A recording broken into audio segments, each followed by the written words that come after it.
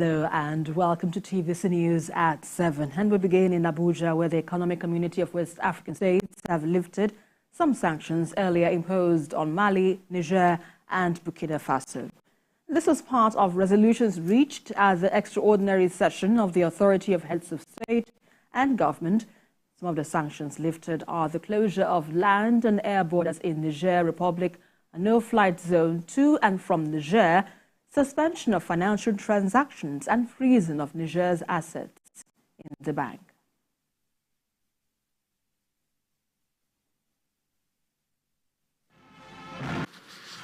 We face in our sub-region demand that we take difficult but courageous decisions that put the plight of our people at the center of our deliberations.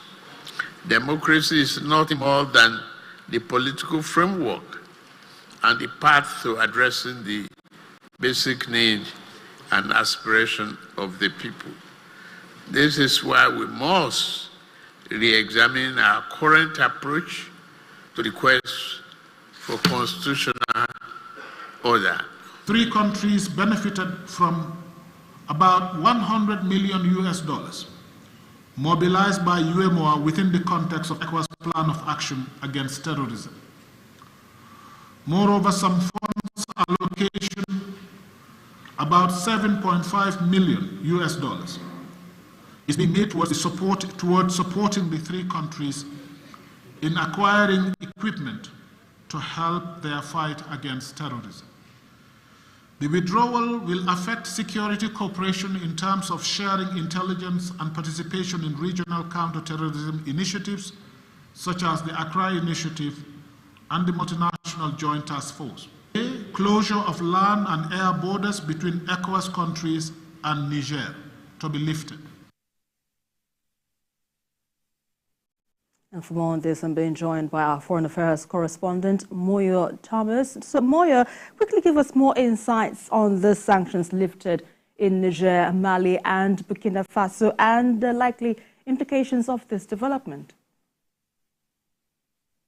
So the sanctions lifted are basically sanctions put on Niger because they are economic sanctions put on Niger, and the sanctions were put because Niger had not released or come up with a transition timeline for elections. Meanwhile, Mali and Burkina Faso had already come up with a timeline for transition. So the economic sanctions that were put on Niger were not put on Mali and Burkina Faso, but the three countries had political sanctions. Those political sanctions are still in place.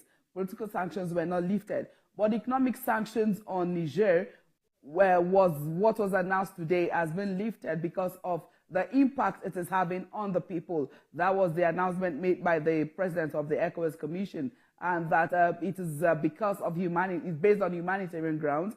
An appeal by elders, especially the recent letter by General Gowon, former head of state of Nigeria, and then also because of the fact that the people in the country, in Niger particularly, are going through a hard time. That ECOWAS is about the people, not about any political affiliation. So they are considering the impact on the people, and also because there's fasting going on, the Lent is going on, and the Ramadan is approaching. So in the spirit of all this, ECOWAS leaders decided to lift the economic sanction on Niger.